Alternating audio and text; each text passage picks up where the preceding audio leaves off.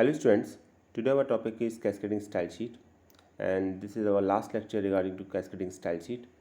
In this lecture we will going to discuss CSS link properties. So let's start. So student अगर हम बात करें CSS link की तो कलर, फॉन्ट, फैमिली, बैकग्राउंड हम CSS link का चेंज कर सकते हैं. एक छोटा सा प्रोग्राम है जिसके थ्रू हम ये समझेंगे कि किस तरीके से हम CSS पर एंकर टैग पर प्रॉपर्टीज़ अप्लाई कर सकते हैं. तो सबसे पहले HTML, then after head, then style. और देखिए इंटरनल CSS अगर आप यूज़ करें तो हेड सेक्शन के अंदर आपको स्टाइल टैग को मेंशन करना होगा. तो ये इंटरनल CSS का एग्जांपल है जिसके थ्रू हम लिंक पर प्रॉपर्टीज़ डिफरेंट अप्लाई करेंगे. यहाँ हम देख सकते हैं कि एंकर टैग सेलेक्टर है, उसके बाद कर्ली ब्रैकेट का साइन है, उसके बाद जैसे हम देते हैं प्रॉपर्टी देते हैं तो प्रॉपर्टी है यहाँ पर कलर, कॉलन का साइन, और प्रॉपर्टी की वैल्यू है यहाँ पर hot pink which is the name of the colour, and after that semicolon sign. तो सेमीकोलन साइन जब एक प्रॉपर्टी वैल्यू का कॉम्बिनेशन देते हैं तो हम सेमीकोलन का साइन लगाते हैं. अगर सिर्फ आपको कलर देना है तो यहीं आप कर्ली ब्रैकेट को क्लोज कर सकते हैं, अदरवाइज़ आप सेकंड प्रॉपर्टी वैल्यू का कॉम्बिनेशन दे सकते हैं. तो इस तरीके से इसमें हमने क्या किया है, इसमें हमने ये किया है कि इसमें हमने जो एंकर टैग है उसका कलर चेंज कर दिया है हॉट पिंक. जो उसका डिफ़ॉल्ट कलर होता है वो अब नहीं है, अब उसका कलर आपका हॉट पिंक है. देख सकते हैं आगे हमने सिर्फ एक ही प्रॉपर्टी अप्लाई की है कलर, उसके बाद स्टाइल टैग को क्लोज़ कर दिया है. ठीक है, हेड सेक्शन को, हेड को क्लोज़ किया. देन आफ्टर बॉडी से आपका, जैसे आप जानते हैं कि आपके डिफरेंट HTML के टैग डिफाइंड होंगे इनसाइड द बॉडी सेक्शन. तो इसमें हमने इंटरनल CSS का यूज़ करके लिंक का कलर चेंज किया है. Okay, that is hot pink. अभी क्या है, वो हॉट पिंक है. और बस के बाद हम बॉडी सेक्शन के अंदर नॉर्मली जो कोडिंग होती है डिफरेंट टैग की वो हम करेंगे, देखते हैं. तो देखिए अभी इसमें क्या है, आपने पैराग्राफ है. ठीक है, तो बॉडी के अंदर पैराग्राफ है, बोल्ड में दे रखा है इसमें, और इसमें भी हमने लिंक दे रखा है AHREF. HREF जानते हैं आप, हाइपरटेक्स्ट रेफरेंस होता है. तो एक लिंक दे रखा है default.asp. एक और प्रॉपर्टी होती है टारगेट, और इसकी वैल्यू दे रखी है हमने अंडरस्कोर ब्लैंक. इसका मतलब है जब भी कभी लिंक खुलेगा तो क्लिक करने पर तो एक न्यू विंडो में खुलेगा वो आपका. ठीक है, और लिंक का नेम दे रखा है दिस इज़ अ लिंक. तो ये लिखा हुआ आएगा this is a link, underline होगा, और जब इस पर आप क्लिक करेंगे तो एक पेज default.asp ओपन होगा और न्यू विंडो में ओपन होगा. इसका ये मतलब है. ये जो लिंक होगा बोल्ड होगा क्योंकि आपने देखा होगा इसे जैसा आप देख सकते हैं इसे बी टैग के अंदर डिफाइन किया गया है, और ये पैराग्राफ टैग के अंदर भी डिफाइंड है. तो ये आपको एक पैराग्राफ टैग के अंदर डिफाइन किया गया है. आप अलग से भी कर सकते थे लेकिन ठीक है, पैराग्राफ टैग के अंदर डिफाइन किया गया है. एंड उसके बाद आप बॉडी को क्लोज़ किया गया है, देन आफ्टर HTML को क्लोज़ किया गया है. तो ये आउटपुट आएगा आपका. तो आउटपुट जैसे देख रहे हैं बोल्ड है, अंडरलाइन है. देखिए लिंक हमेशा अंडरलाइन आता है, ठीक, डिफ़ॉल्ट जो होता है आपका. और चूँकि आपने कलर चेंज कर दिया इस समय तो कलर हॉट पिंक आ रहा है. तो ये इसकी कोडिंग थी. देखिए अभी इसमें अगर हम एंकर टैग की बात करें, लिंक की बात करें, तो उसमें अगर आप ये देखेंगे कि देखिए लिखा भी हुआ in addition link can be styled differently depending on what state they are. The 4 link states are. अब लिंक की डिफरेंट स्टेट्स होती हैं, जैसे एक है लिंक, एक है विजिटेड, एक है एच ओवर, और लास्ट है आपका फोर्थ वन है एक्टिव. तो जब आप ए कॉलन लिंक लिखते हैं, एक स्टेट लिखते हैं एंकर टैग के साथ, तो it means it is a unvisited link. ये एक नॉर्मल और अनविजिटेड लिंक है. अगर आप विजिटेड लिखते हैं a colon visited, it means a link the user has visited, user इसे विजिट कर चुका है. ए कॉलन एच ओवर का मतलब है link when the user mouse is over it, जब यूज़र इसके ऊपर अपना माउस ले जाता है तब. और ए एक्टिव, इसका मीनिंग है a link the moment it is clicked. Okay, so ये 4 इसके डिफरेंट स्टेट्स होते हैं. पहला अनविजिटेड, सेकंड विजिटेड, थर्ड जब माउस जाएगा, और the moment when it is clicked. तो ये आप इनको भी डिफाइन कर सकते हैं एंकर टैग के साथ. नॉर्मली भी हमने एंकर टैग को डिफाइन किया, CSS की प्रॉपर्टीज़ अप्लाई की, उस पर कलर चेंज किया. अभी हम इसको भी कर सकते हैं. तो एक प्रोग्राम और है इसके रिगार्डिंग, वो देखते हैं छोटा सा. देखिए HTML से स्टार्ट हुआ, then after head, then style, then after you can see that unvisited link और ए कॉलन लिंक। अब ए एंकर टैग पर प्रॉपर्टी अप्लाई की गई है, देखते हैं इसको। तो जैसा आप देख सकते हैं यहाँ एक छोटा सा प्रोग्राम है। तो HTML से नॉर्मली HTML से स्टार्ट करते हैं प्रोग्राम को, then after head, then style. Of course ये इंटरनल CSS का एग्जाम्पल है। हेड सेक्शन के अंदर स्टाइल को डिफाइन किया है। पहले बात करते हैं अनविजिटेड लिंक की। तो हमने लिखा ए कॉलन लिंक, तो अनविजिटेड लिंक की बात हो रही है। उसके बाद देखिए प्रॉपर्टी वैल्यू क्या दे रखी है इसमें। जैसे हम देख सकते हैं इसमें ए कॉलन लिंक, तो स्टेट एक एंकर टैग के स्टेट लिंक पर ये प्रॉपर्टी अप्लाई की गई है और प्रॉपर्टी क्या है, कलर कॉलन रेड। तो इट मीन्स कलर इसका रेड होगा, ठीक। तो कलर हमने रेड चेंज कर दिया इसका। विजिटेड लिंक की बात करें तो देखते हैं हम यहाँ पर हमने लिखा ए कॉलन विजिटेड, तो विजिटेड स्टेट पर हमने एंकर टैग की प्रॉपर्टी अप्लाई की है और कलर इसका कर दिया हमने ग्रीन, ठीक है। तो इसका कलर हमने ग्रीन कर दिया है CSS की हेल्प से। नेक्स्ट तक आगे देखिए, अभी इसमें क्या लिखा हुआ है, माउस ओवर लिंक, ठीक है, कमेंट की फॉर्म में। तो फिर ए कॉलन एच ओवर, ठीक है, माउस ओवर के ऊपर ये माउस ओवर इसके स्टेट है, उस पर हमने प्रॉपर्टी अप्लाई की है। तो जब भी आप माउस ले जाएंगे तो कलर चेंज हो जाएगा। अब वो कलर क्या हो जाएगा, हॉट पिंक। तो ये प्रॉपर्टी हमने अप्लाई कर दी है।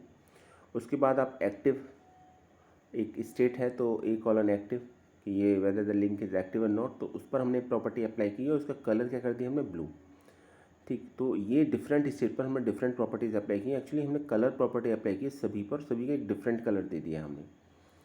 तो इस तरीके से भी आप दे सकते हैं। अभी पिछले एग्जाम्पल में हमने देखा कि हमने सिर्फ एंकर टैग पर प्रॉपर्टी अप्लाई की थी, इसमें हमने प्रॉपर्टी अप्लाई की है एक्चुअली डिफरेंट स्टेट्स पर उनकी। और ये स्टाइल टैग को क्लोज कर दिया, फिर देन हेड को क्लोज किया है हमने। तो ऑब्वियसली इंटरनल CSS का एक एग्जाम्पल है। बॉडी से फिर HTML की कोडिंग स्टार्ट होती है, ठीक है। जैसा आप देख सकते हैं बॉडी में, इसमें आप देखेंगे कि पैराग्राफ दे रखा है। पैराग्राफ टैग में फिर हमने बोल्ड किया है जो भी कंटेंट है उसका, देन एंकर टैग को डिफाइन किया है। ओके, लिंक दिया है, href हाइपरटेक्स्ट रेफरेंस एक एट्रीब्यूट है, उसकी वैल्यू दी है default.asp। देन एक और एट्रीब्यूट यूज़ किया है इसका टारगेट, वैल्यू दी है अंडरस्कोर ब्लैंक, मीन्स ये एक न्यू विंडो में ओपन होगा। नेम दिया है दिस इज़ अ लिंक, तो दिस इज़ अ लिंक लिखा हुआ आएगा, लिंक बन के आएगा, ये अंडरलाइन होगा ये। इस पर आप क्लिक करेंगे तो आपको एक default.asp पेज न्यू विंडो में ओपन होता हुआ मिलेगा। इसके बाद देखिए इसका कुछ और कंटेंट भी लिखा हुआ है इसके अंदर। एक पैराग्राफ लिखा हुआ है पैराग्राफ टैग के अंदर, a.hover must come after a link and a visited in the CSS definition in order to be effective, ठीक है। तो इसमें ये जो कंटेंट लिखा हुआ है ये एक्चुअली एक फैक्ट है कि अगर आप ये सभी यूज़ कर रहे हैं, एच ओवर यूज़ कर रहे हैं, आप ए लिंक यूज़ कर रहे हैं, ए विजिटेड लिंक यूज़ कर रहे हैं, तो ये याद रखिएगा कि एच ओवर जो इसकी स्टेट है ये ए लिंक और ए विजिटेड के बाद आनी चाहिए। अगर आप CSS में इसको डिफाइन कर रहे हैं तो इसको इफेक्टिव बनाने के लिए आपको इसके बाद यूज़ करना होगा। इट मीन्स अगर आप ए लिंक ए विजिटेड दोनों यूज़ कर रहे हैं तो ए लिंक ए विजिटेड के बाद ए एच ओवर आना चाहिए आपका, ठीक है। मतलब लिंक की स्टेट एच ओवर लिंक और विजिटेड स्टेट के बाद में आनी चाहिए। चलिए, एक तो ये, और एक और सेकंड पैराग्राफ दे रखा है, इसमें भी एक कमेंट दे रखा है, एक पैराग्राफ की फॉर्म में एक मैसेज दे रखा है। तो ये भी बहुत इंपॉर्टेंट है एक्चुअली, इसका एक फैक्ट है ये। और देखिए क्लियरली लिखा हुआ है, तो a active must come after a H over in the CSS definition in order to be effective. अगर ए एक्टिव है तो ए एच ओवर के बाद आना चाहिए। यानी 4 स्टेट है, उनका जो ऑर्डर है ना वो ये है, पहले ए लिंक आना चाहिए, फिर उसके बाद ए विजिटेड आना चाहिए, देन ए एच ओवर, और लास्ट में आपका आना चाहिए ए एक्टिव। ए यहाँ पर एंकर टैग को डिफाइन कर रहा है और ये एंकर टैग की डिफरेंट स्टेट है, इसलिए जब इस लिखा था a colon active, it means it is a state of anchor tag. Clear. तो ये पैराग्राफ की फॉर्म में एक मैसेज दे रखा है और हमने यहाँ पर पैराग्राफ के अंदर यूज़ किया है एक फिज़िकल टैग बी। और जैसा आप जानते हैं ये कंटेंट को हमारा बोल्ड में कन्वर्ट कर देता है। तो बोल्ड में अगर मैसेज आएगा तो आपका उसी तरीके से दिखाई देगा, ठीक है। फिर आप इसके बाद हमने बॉडी को क्लोज़ किया और उसके बाद लास्ट में हमारे पास सिर्फ एक ही बात काम बचता है। अभी हमें बॉडी को क्लोज़ करने के बाद तो HTML को क्लोज़ करना है। तो इस प्रोग्राम में क्या हुआ, इस प्रोग्राम में हमने एंकर टैग की डिफरेंट स्टेट को डिफरेंट कलर दिया है, पर ये याद रखिएगा कि जब हम ऐसा करते हैं तो ए लिंक और ए विजिटेड के बाद ए एच ओवर आएगा, यानी एंकर टैग की स्टेट एच ओवर आएगी, और उसके बाद सबसे लास्ट में एक्टिव स्टेट को डिफाइन करना होता है हमको। तो आई थिंक स्टूडेंट ये क्लियर हो गया होगा आपको कि इस तरीके से आप डिफरेंट स्टेट्स हैं जो आपकी एंकर टैग की, उनको डिफाइन कर सकते हैं। ठीक है, तो ये देख सकते हैं आप, आउटपुट है इसका ये। अभी ये नोट में भी लिखा हुआ है जो मैंने आपको अभी थोड़ी देर पहले बताया, a colon H over must comes after a colon link and a colon visited in the CSS definition in order to be effective.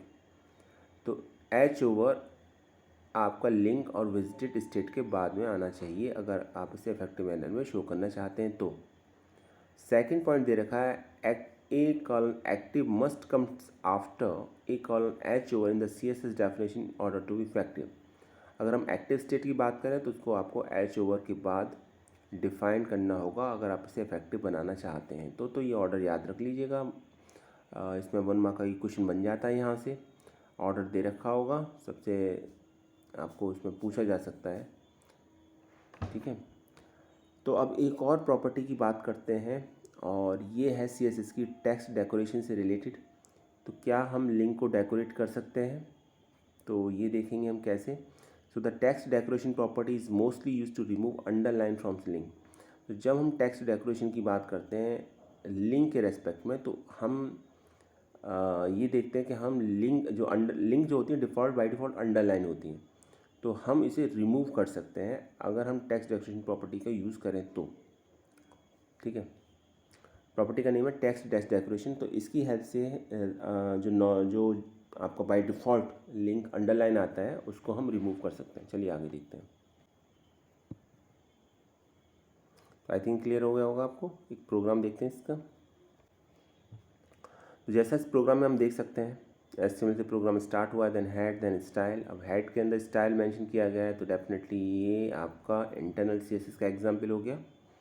ठीक है, तो सबसे पहले हमने प्रॉपर्टी अप्लाई की है इसमें लिंक स्टेट पर। तो हमने लिखा ए कॉलन लिंक, और इसका टेक्स्ट डेकोरेशन प्रॉपर्टी का यूज़ करके हमने इसकी वैल्यू दी नन कर्ली ब्रेसेस के अंदर। इसी तरीके से हमने विजिटेड स्टेट पर प्रॉपर्टी अप्लाई की, तो हमने लिखा है a colon visited, curly braces के अंदर प्रॉपर्टी मेंशन की है टेक्स्ट डेकोरेशन, कॉलन लगा के वैल्यू दी इसकी नन। और अब हमने अगर एच ओवर पर प्रॉपर्टी अप्लाई की, तो हमने लिखी ए कॉलन एच ओवर, प्रॉपर्टी दी है टेक्स्ट डैश डेकोरेशन, और वैल्यू दी है इसकी अंडरलाइन। ओके, तो देखिए जब आप नन लिखते हैं तो एक्चुअली में फिर होता यह है कि अंडरलाइन जो है वो नहीं दिखाई देगा आपको। ठीक है, और एच ओवर पर हमने टेक्स्ट डेकोरेशन की वैल्यू अंडरलाइन दी है तो वहाँ अंडरलाइन शो होगा, नन दिया है तो कुछ भी शो नहीं होगा, अंडरलाइन नहीं होगा वहाँ पर। इसका मीनिंग ये है।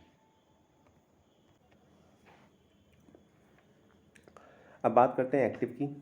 तो देखिए लिखा हुआ है a colon active text decoration underline. तो एक्टिव को भी हमने अंडरलाइन किया, एक्टिव स्टेट पर भी हमने अंडरलाइन प्रॉपर्टी का नेम है टेक्स्ट डेकोरेशन, इसकी वैल्यू दी अंडरलाइन, तो ये अंडरलाइन आपको दिखाई देगा। इसके बाद स्टाइल को क्लोज़ किया है। तो एक्चुअली हमने डिफरेंट स्टेट पर आपकी वैल्यू अप्लाई की है टेक्स्ट डेकोरेशन की। कुछ को हमने नन लिखा है, कुछ को हमने अंडरलाइन लिखा है। तो जहाँ अंडरलाइन है वो अंडरलाइन शो होंगी, और जहाँ नन लिखा है वहाँ अंडरलाइन नहीं होगी, वो नॉर्मल टेक्स्ट की तरह आएगा आपका। तो कलर आएगा लेकिन अंडरलाइन नहीं आएगा। तो स्टाइल को क्लोज़ किया, देन हेड को क्लोज़ किया, देन बॉडी को। बॉडी के अंदर देखेंगे तो ऑब्वियसली जब हमने एंकर टैग को यूज़ किया है तो इसका लिंक तो हमें डिफाइन करना ही होगा। तो पैराग्राफ के अंदर देखिए हमने बी टैग यूज़ किया है, ये एक फिज़िकल टैग है, और जैसा हम जानते हैं कि ये आपका बोल्ड में कन्वर्ट कर देता है नॉर्मल टेक्स्ट को। तो इसके अंदर हमने एंकर टैग को डिफाइन किया, लिखा है AHREF। HREF का मीनिंग है हाइपर टेक्स्ट रेफरेंस, और यहाँ हमने एड्रेस दिया है वेब पेज का, और वेब पेज है default.asp। और एक और एट्रीब्यूट यूज़ किया है टारगेट एंकर टैग का। तो टारगेट की वैल्यू दी है हमने अंडरस्कोर ब्लैंक। इट मीन्स ये एक न्यू विंडो में ओपन होगा वेब पेज जब कभी भी हम लिंक पर क्लिक करेंगे। और जो लिंक का नेम है वो लिख के आएगा दिस इज़ अ लिंक। तो ये it is the name of the link, this is the link. Then after anchor tag को क्लोज किया, then bold and then B tag को क्लोज किया, एंड देन लास्ट में हमने पैराग्राफ टैग को close किया। तो ये इसके बाद देखिए एक मैसेज दे रखा है आपका कि पैराग्राफ में बोल्ड में नोट करके एक पॉइंट दे रखा है, A:H over must comes after A link and A visited in the CSS definition in order to be effective। तो एक मैसेज है जो मैं ऑलरेडी इसका मतलब बता चुका हूँ कि देखिए इसका एक ऑर्डर होता है। अगर आप इसे इफेक्टिव वे में शो करना चाहते हैं तो आपको करना ये होगा कि आप H ओवर को यूज़ कर रहे हैं स्टेट को, तो A:H ओवर जब आप लिखें मेंशन करें तो उसे A लिंक के बाद और A विजिटेड के बाद दें। उसी तरीके से अगर आप A:एक्टिव को मेंशन कर रहे हैं तो उसे A:H ओवर के बाद लिखें तो वो इफ़ेक्टिव होगा, अदरवाइज़ वो इफ़ेक्टिव नहीं होगा। तो ये ऑर्डर है, याद रख लीजिएगा आप, ठीक है। और जैसे मैं बता चुका हूँ इसमें मल्टीपल चॉइस क्वेश्चन बनता है, 1 मार्क का क्वेश्चन बनता है, तो एग्ज़ाम में ये पूछा जा सकता है। इसको थोड़ा सा प्रैक्टिस कर लीजिए। फाइल आपके पास ऑलरेडी है, कंटेंट अवेलेबल है ही आपके पास, तो इसको थोड़ा सा देख लीजिएगा एग्जीक्यूट करके कि प्रॉपर वे में एग्जीक्यूट हो रहा है नहीं हो रहा, कलर किस तरीके से आ रहा है, इसका कलर किस तरीके से चेंज हो रहा है।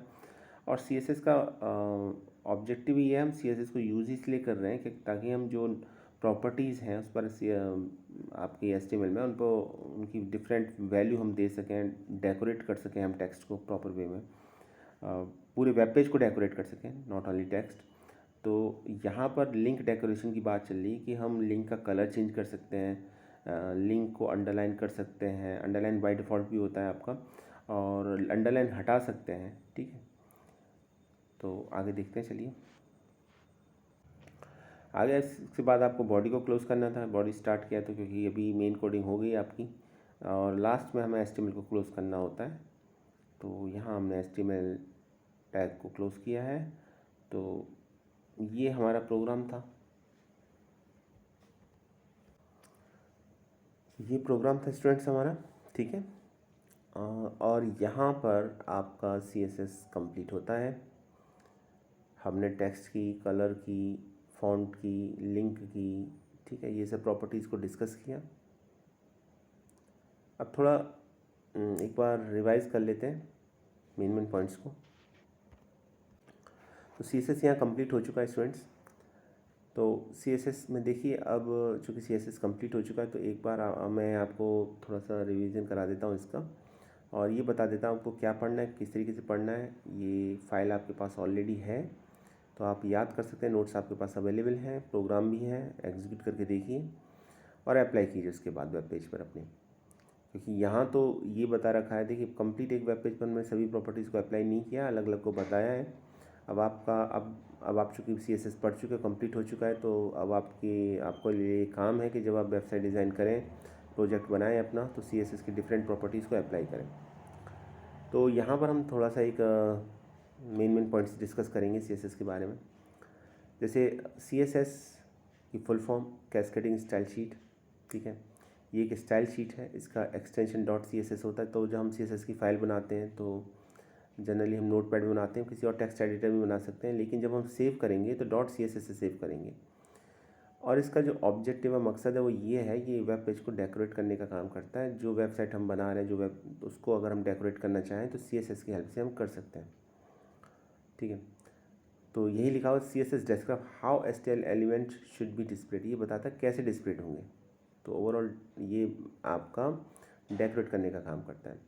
दो इम्पॉर्टेंट चीज़ें यहाँ पर कॉन्सेप्ट हैं, अगर वो आपको क्लियर है तो मुझे नहीं लगता कि फिर कोई प्रॉब्लम आनी चाहिए। पहला तो है सेलेक्ट, रिगार्डिंग द सेलेक्टर को आप समझते हैं नहीं समझते कि सेलेक्टर कैसे लिया जाता है। और सेकेंड है different types of CSS files.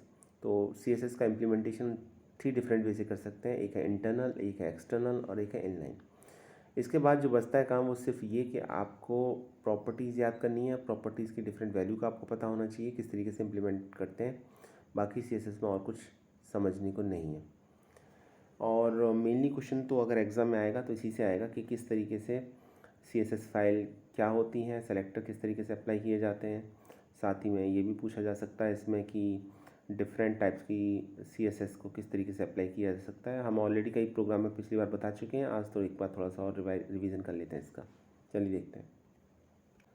पहले मेन बात करते हैं इसके सिंटैक्स की। तो ये सिंटैक्स है, और इतनी बार आप यूज़ कर चुके तो आई थिंक अभी सभी को याद हो गया होगा। ठीक है, तो सबसे पहले क्या लिखते हैं हम, सेलेक्टर। सेलेक्टर का मतलब है टैग का नेम लिखेंगे यहाँ पर जिस पर भी हम प्रॉपर्टीज अप्लाई करना चाहते हैं।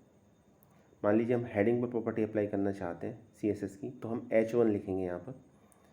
और दूसरा काम इसके अंदर जो करना है हमें ये करना है, कर्ली ब्रेसेस के अंदर हमें सेलेक्टर के बाद कर्ली ब्रेसेस के अंदर हमें प्रॉपर्टी और वैल्यू का कॉम्बिनेशन लिखना है। याद ये रहे आपको कि जब कभी भी प्रॉपर्टी वैल्यू का कॉम्बिनेशन आप लिखेंगे तो कॉलन साइन के साथ सेपरेट करेंगे, और एक प्रॉपर्टी वैल्यू कॉम्बिनेशन ओवर हो जाने के बाद आप सेमी कॉलन से सेपरेट करेंगे।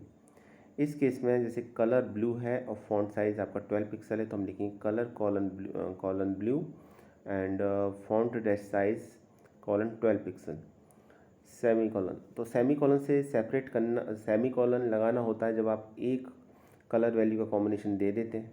ठीक है, सॉरी, एक प्रॉपर्टी वैल्यू का कॉम्बिनेशन दे देते हैं, colour is a property in the case.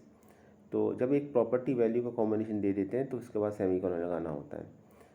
तो इन शॉर्ट सेलेक्टर लिखना होता है first thing, outside the curly braces, outside the curly bracket. उसके बाद within the curly braces आपको प्रॉपर्टी वैल्यू का कॉम्बिनेशन देना होता है। Property and value should be separated by colon sign and end with semicolon sign. Okay, तो ये इसका सिंटैक्स है, इसको याद रखिएगा। अब बात जो हम सेलेक्टर की करते हैं तो बात हमें ये आती है कि ठीक है, इस पर तो H1 पर प्रॉपर्टी अप्लाई की गई है, एक हेडिंग पर प्रॉपर्टी अप्लाई की गई है, तो क्या ऐसा हो सकता है कि हम एक से ज़्यादा सेलेक्टर पर प्रॉपर्टी अप्लाई कर सकते हैं? और सिर्फ क्या यही एक मेथड ऐसा है कि जिसके थ्रू हम प्रॉपर्टी अप्लाई कर सकते हैं, या कुछ और भी है? तो आंसर है डिफरेंट मेथड्स हैं जिसके थ्रू हम प्रॉपर्टी अप्लाई कर सकते हैं। सेलेक्टर को सेलेक्ट करने के लिए भी, सेलेक्टर को शो करने के लिए भी हमने क्या सेलेक्टर लिया है, हम सिर्फ एलिमेंट का नेम ही नहीं लिख सकते जैसा कि इस केस में हुआ है, हम बल्कि उसकी आईडी के थ्रू, उसकी क्लास के थ्रू, यूनिवर्सल सेलेक्टर के थ्रू भी उसे इम्प्लीमेंट कर सकते हैं। तो देखते हैं एक बार। पहली बात तो करते हैं एलिमेंट सेलेक्टर की। जैसा कि नेम है एलिमेंट सेलेक्टर, तो इट मीन्स आप जो प्रॉपर्टी अप्लाई कर रहे हो, एक एलिमेंट पर प्रॉपर्टी अप्लाई कर रहे हो, तो एलिमेंट का नेम लिख देते हैं हम सेलेक्टर की जगह पर। जहाँ हमें सेलेक्टर लिखना है वहाँ सिर्फ एक एलिमेंट को डिफाइन करेंगे। जैसे इस केस में हमने P लिखा है, P हम जानते हैं पैराग्राफ को डिनोट करता है, तो इसमें पैराग्राफ पर प्रॉपर्टी अप्लाई होगी, पैराग्राफ एलिमेंट पर प्रॉपर्टी अप्लाई होगी। और क्या प्रॉपर्टी अप्लाई होगी? कर्ली ब्रेसेस के अंदर लिखा हुआ टेक्स्ट डैश अलाइन जो प्रॉपर्टी है, कॉलन करके वैल्यू दे रखी है, सेंटर है, और सेमी कॉलन उसके बाद नेक्स्ट प्रॉपर्टी है आपकी कलर, कलर की वैल्यू है कॉलन करके देख रखा है रेड। तो it means that paragraph should be of red colour and must be centre align. तो इसका मतलब क्लियर है कि ये पैराग्राफ आपका रेड कलर का होगा और टेक्स्ट अलाइन सेंटर होगा इसका। क्लियर? तो ये पैराग्राफ के बारे में हो गया, ये एलिमेंट सेलेक्टर कहलाएगा। अब सेकंड आता है आईडी सेलेक्टर। देखिए, आईडी को समझने के लिए आप ऐसे समझिए कि जैसे आप क्लास में जाते हैं तो आपकी अटेंडेंस जब होती है तो आपके एक तो नेम से हो सकती है, टीचर हो सकता है आपके नेम से अटेंडेंस ले, क्लास में स्टूडेंट कम है तो। और अगर स्टूडेंट ज़्यादा हैं तो नॉर्मली क्या करते हैं, वो उनकी नेम से अटेंडेंस ना लेके वो उनके रोल नंबर से उनकी अटेंडेंस लेते हैं। ठीक है, तो रोल नंबर क्या है? उनकी रोल नंबर उनकी आईडी है। तो सेम कॉन्सेप्ट अप्लाई होता है यहाँ पर इसमें CSS में। तो CSS में आप पर्टिकुलर किसी एक एलिमेंट की आईडी को डिफाइन कर सकते हैं और आईडी को सेलेक्टर बना सकते हैं। तो जब आईडी को सेलेक्टर बनाएंगे तो ये कैसे पता चलेगा कि एक आईडी है? उसके लिए कॉन्सेप्ट ये इम्प्लीमेंट किया गया है CSS में कि जब आप आईडी को मेंशन करेंगे तो आईडी हमेशा हैश के साइन के साथ स्टार्ट होगी। पहले हैश का सिंबल होगा, उसके बाद आईडी का नेम होगा। तो जब कभी भी हैश का सिंबल आए सेलेक्टर में तो सेलेक्टर हैश सिंबल से स्टार्ट हो तो समझ जाइएगा ये आईडी की बात हो रही है। यहाँ पर एलिमेंट नहीं है, यहाँ पर एक आईडी है। दूसरी बात, जो आईडी होगी वो कभी एक नंबर से स्टार्ट नहीं होनी चाहिए। ठीक है, 1 2 3 4 5 इस तरीके से स्टार्ट नहीं होगी। नंबर आ सकता है लेकिन नंबर से स्टार्ट नहीं होगी। जैसे 1 पैरा नहीं हो सकता लेकिन पैरा 1 हो सकती है एक आईडी। क्लियर? तो वो भी देखते हैं। ये देखिए यहाँ पर आप क्लियरली देख सकते हैं, पैरा 1 एक आईडी है, हैश सिंबल पहले हैश के मार्क कर रखा है हमने, और कर्ली ब्रेसेस के अंदर हमने प्रॉपर्टीज़ डिफाइन करी कि टेक्स्ट जैसे align colon centre colon colour colon red, तो दोनों प्रॉपर्टीज़ हमने अप्लाई कर रखी। ओके, अच्छा, अभी आपको ये कैसे पता चलेगा कि ये एक आईडी है, तो ये आपको बताना होगा। तो जहाँ आप एचटीएमएल की कोडिंग करते हैं, तो मान लीजिए ये आईडी पैराग्राफ की है, ठीक है। तो जब आप पैराग्राफ टैग को डिफाइन करें, तो इनसाइड द पैराग्राफ टैग एक एट्रीब्यूट देंगे आप आईडी, और आईडी इक्वल टू करके आप उसकी आईडी का नेम देंगे। जैसे दे दिया आपने पैरा 1 पैरा 2, तो पैरा 1 पैरा 2 जो भी आप आईडी का नेम दे रहे हैं वो उसकी आईडी बन जाएगी। क्लियर। और फिर आप उसको सीएसएस में अप्लाई कर सकते हैं। अप्लाई करते समय ये बात ध्यान रखिएगा कि आपको हैश का सिंबल लगाना है, ये बताने के लिए कि आईडी है, ये इसका सिंटैक्स है, ये डिनोट करता है कि ये एक आपने आईडी ली है। आगे बात करते हैं क्लास सेलेक्टर की। तो क्लास सेलेक्टर जैसा कि नेम बता रहा है, तो देखिए अभी क्या होता है कि ऐसे समझिए इसको कि अभी आपको एक हेडिंग है और एक पैराग्राफ है, ठीक है। दोनों पर आपको सेम प्रॉपर्टी अप्लाई करनी है। सेम प्रॉपर्टी का मतलब जैसे आपको दोनों का सेम कलर चाहिए, टेक्स्ट अलाइन दोनों का सेम चाहिए, फॉन्ट साइज दोनों का सेम चाहिए, ठीक है। तो ये आपको अप्लाई करना है। तो उस केस में आपको क्या करना होगा, आपके पास एक ऑप्शन तो ये है कि आप दोनों पर सेपरेटली अप्लाई करें आईडी सेलेक्टर का यूज़ करके, या फिर आप यूज़ करें एलिमेंट को। और दूसरा एक तरीका ये है कि आप क्लास सेलेक्टर को यूज़ करें। अभी क्लास सेलेक्टर क्या है ये समझ लीजिए। तो होता क्या है कि अगर हमें सेम प्रॉपर्टीज़ अप्लाई करनी होती हैं सीएसएस में, तो हम एक क्लास बना देते हैं और डिफरेंट एलिमेंट जो सेम क्लास को बिलोंग करते हैं उन पर वो प्रॉपर्टी अप्लाई कर सकते हैं। इसका एक फीचर ये भी है कि अगर हम ये चाहते हैं कि उस क्लास के पर्टिकुलर किसी एक मेंबर पर ही प्रॉपर्टी अप्लाई हो, तो वो भी हम कर सकते हैं। तो इट मीन्स हम एक क्लास बना देंगे, डिफरेंट मेंबर्स को उस डिफरेंट एलिमेंट्स को उस क्लास का मेंबर बना देंगे, और उसके बाद जिस मेंबर पर हम प्रॉपर्टी अप्लाई करना चाहें वो कर सकते हैं। इंडिविजुअली भी कर सकते हैं और सब पर एक साथ करना चाहें तो वो भी कर सकते हैं। तो इसके लिए क्या करना होता है हमें, सीएसएस के अंदर सिंटैक्स क्या है। तो देखिए, अगर आप सभी क्लास के एलिमेंट्स पर प्रॉपर्टी अप्लाई करना चाहते हैं तो डॉट लिखेंगे सेलेक्टर की जगह, उसके बाद क्लास का नेम लिखेंगे। इस केस में क्लास का नेम सेंटर है, ठीक है। डॉट सेंटर लिखा हुआ है यहाँ पर, जैसे आईडी में हैश के बाद आईडी का नेम लिखा हुआ था, इसी तरीके क्लास के केस में डॉट के बाद क्लास का नेम लिखा हुआ मिलेगा, आपको लिखना चाहिए आपको। और कर्ली ब्रेसेस में इसकी कोडिंग नॉर्मली जो हम करते हैं, प्रॉपर्टी का नेम और कॉलन करके वैल्यू और फिर उसके बाद सेमी कॉलन, ठीक। एक तो बात ये थी। दूसरी बात ये है कि अगर आपको ये चाहिए कि आपको उस क्लास के एक पर्टिकुलर मेंबर पर ही प्रॉपर्टी अप्लाई करनी है, तो फिर आपको सपोज इस केस में मुझे पैराग्राफ पर अप्लाई करनी है। पैराग्राफ ऑफ हेडिंग दोनों क्लास सेंटर को बिलोंग करते हैं, तो मैं लिखूँगा पी डॉट सेंटर, डॉट से पहले एलिमेंट का नेम लिख देंगे जो उस क्लास को बिलोंग करता है। तो पी डॉट सेंटर लिखूँगा तो सिर्फ पैराग्राफ पर प्रॉपर्टी अप्लाई होगी, हेडिंग पर नहीं होगी, बावजूद इसके कि हेडिंग भी सेंटर क्लास को बिलोंग करता है। तो ये दोनों चीज़ें अवेलेबल होती हैं आपके पास कि आप क्या काम कर सकते हैं कि आप किसी पर्टिकुलर क्लास के सभी एलिमेंट पर प्रॉपर्टी अप्लाई कर सकते हैं, या आप ऐसा भी कर सकते हैं कि आप सभी एलिमेंट पर पर्टिकुलर किसी एक एलिमेंट पर अप्लाई करना चाहें तो वो भी कर सकते हैं, ठीक है। तो यहाँ पर सेंटर एक क्लास है, डॉट सेंटर लिखा गया है, इसका मतलब ये है कि सेंटर क्लास के सभी एलिमेंट पर ये प्रॉपर्टी अप्लाई हो रही है। टेक्स्ट अलाइन सेंटर हो रहा है और कलर इसका रेड हो रहा है। तो क्लास है तो क्लास को मेंशन भी करना पड़ेगा। तो क्लास को मेंशन करेंगे नॉर्म जो हमारा प्रोग्राम होगा HTML का, तो उसमें हम जैसे हम पैराग्राफ टैग को डिफाइन कर रहे हैं तो इसकी क्लास हम बता रहे हैं, तो हमने लिखेंगे पी एट्रीब्यूट लिखेंगे क्लास और एट्रीब्यूट की वैल्यू देंगे सेंटर। अगर हम चाहते हैं कि हेडिंग 1 H1 भी आपकी क्लास सेंटर को बिलोंग करे, तो हम H1 के साथ भी ऐसे ही करेंगे। H1 एट्रीब्यूट लिखेंगे क्लास, वैल्यू लिखेंगे सेंटर। इसका मीनिंग ये है कि हेडिंग H1 क्लास सेंटर को बिलोंग करती है, ठीक है।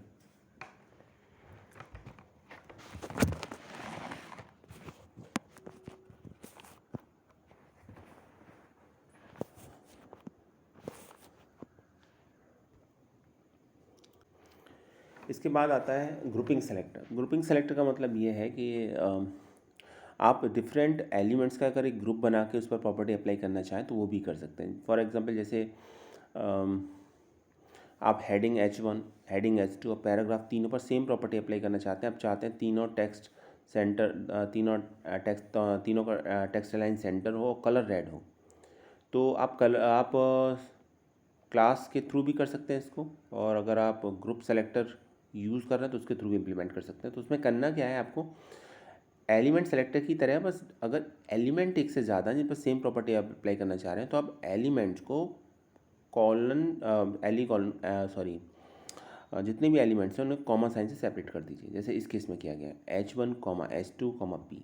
It means that H1 heading H1 पर, हेडिंग H2 पर और पैराग्राफ P पर ये प्रॉपर्टी अप्लाई हो जाएंगी आपकी।